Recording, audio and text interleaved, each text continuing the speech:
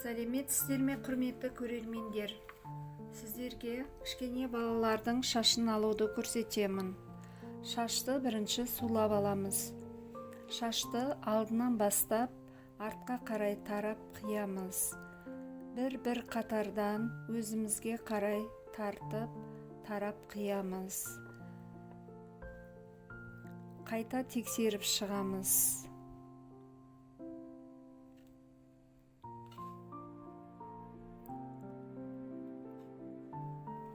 Сосын жанын қиып шығамыз, тарап отырамыз. Келесі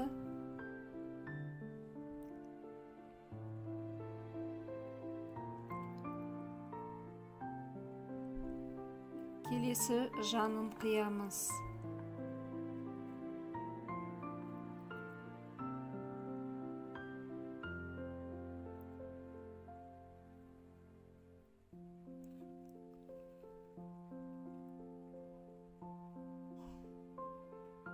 Екі жанында осылай қиып аламыз.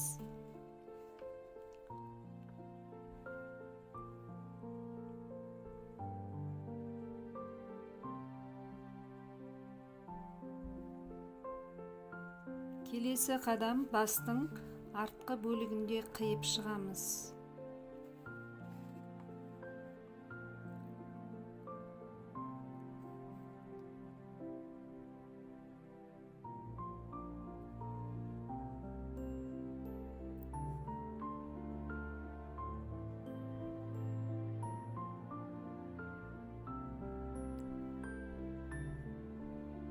Барлық шашты қиып болып, шашын кептіреміз. Фенді жылы желге қойып, жақсылап кептіреміз. Фенді басқа тым жақын ұстамаймыз.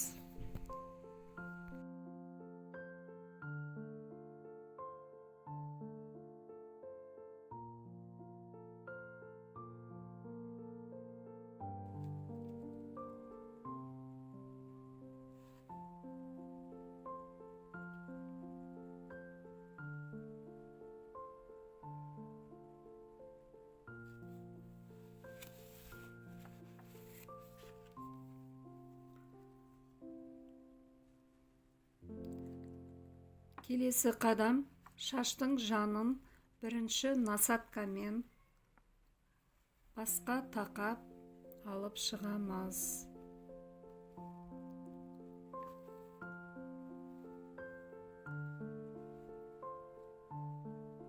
Насатка машинкадан шығып кетпеуі керек. Саусағымызбен насатканы ұстап тұрып аламыз. Төменнен жоғары қарай көтеріп, артқа қарай өзімізге тартып тұрып аламыз.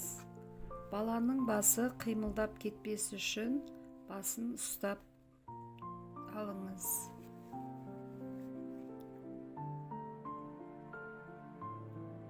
Осылай бірінші насаткаменен айналдырып алып шығамыз.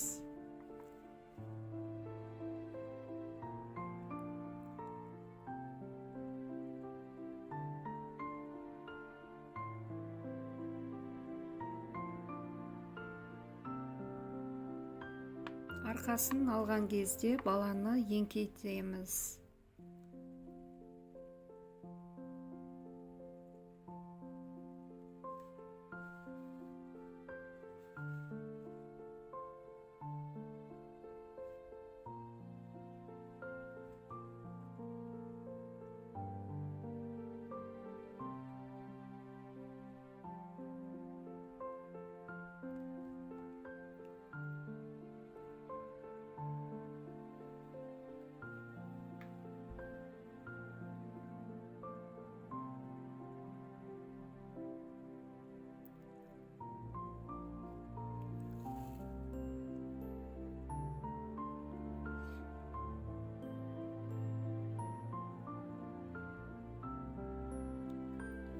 Келесі қадам шашта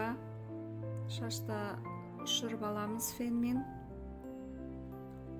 Келесі шашқа окантовка жасаймыз.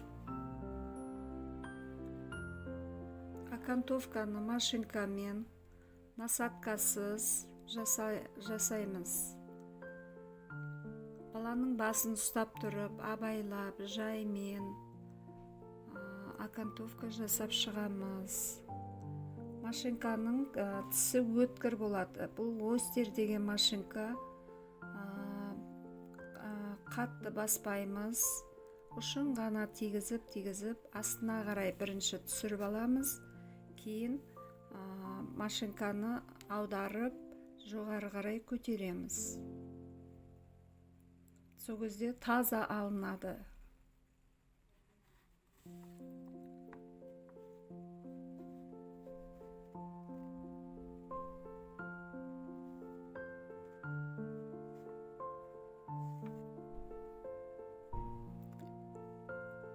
Шеткі жақтарын, құлағының жандарын машинканың ұшыменен тіп-тіке етіп басып алып шығамыз. Тым қатты басуға болмайды. Окантовка жасағаннан кейін 0,5-тік насадканы салып, шаштың ең астындағы жерін бір жүргізіп көтеріп шығамыз.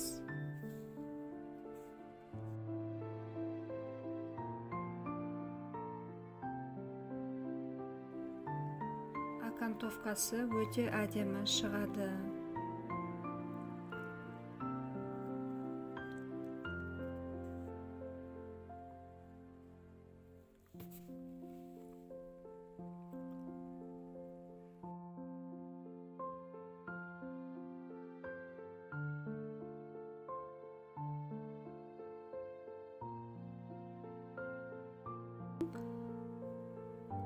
Жанын тарақты қойып, машинкамен алып шығамыз. Яғни бұл жерде переход жасаймыз.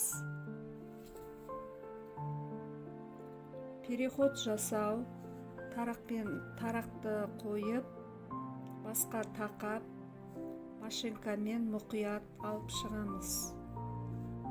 Бастың айналасындағы шаштарды переход жасаймыз.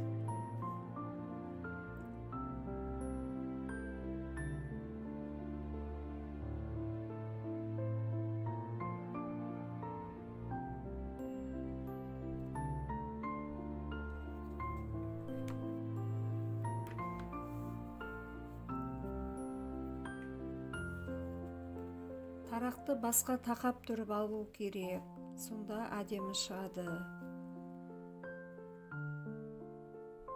Бұл тарақ өзі осындай шаштарды алуға арналған, переход жасау үшін арналған. Бұлар жаңағы арнайы шаштаразға керек заттарды сататын дүкеннен алуға болады.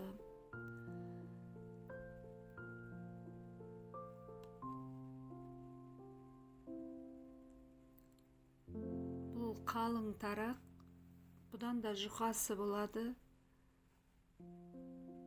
онда қолдануға болады.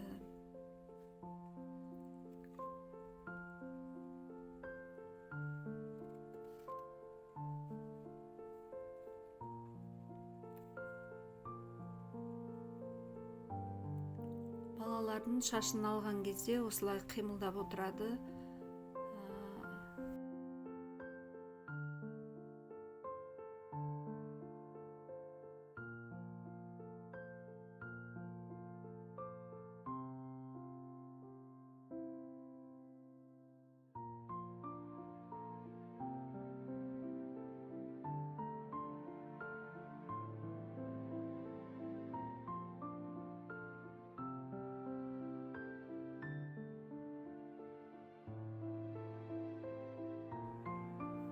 Жақсылап тексеріп, қалып кеткен жерлерінде алып шығамыз. Балалар қимылдап отырған соң шала алынуы мүмкін. Жақсылап тексеріп, қалып кеткен жерлерін тазалап, переходты айнаға қарап, тура ма, тура емес па тексеріп аламыз.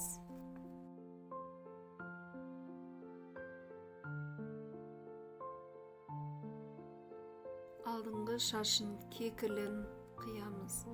Оны тарақпенен көтеріп, қайшыменен қиямыз.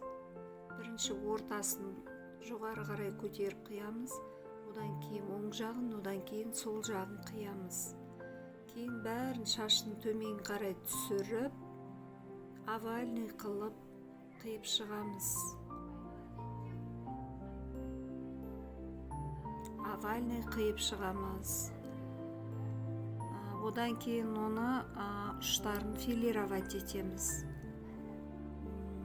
Филировать ететін қайшыменен переход жасаған шеттерін жайлап шығартып шығамыз.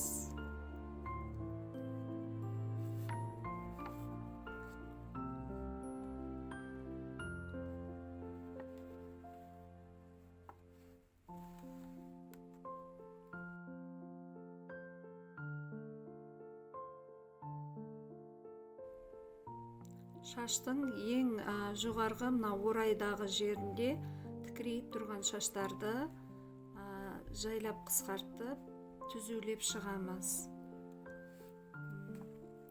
Шаштың бәрін алып болған соң, жақсылап фенмен кептіреміз. Шаштарды ұшырып тазалаймыз. Арнайы щеткаменен тазалап шығамыз. Каналыма жазылып, қоңырауды басып, келесі видеоларды күтіңіздер. Алда талай қызық видеолар болады. Өз ойыңызбен бөлісе отырыңыздар, комментарий қалдырыңыздар, қолдай отырыңыздар.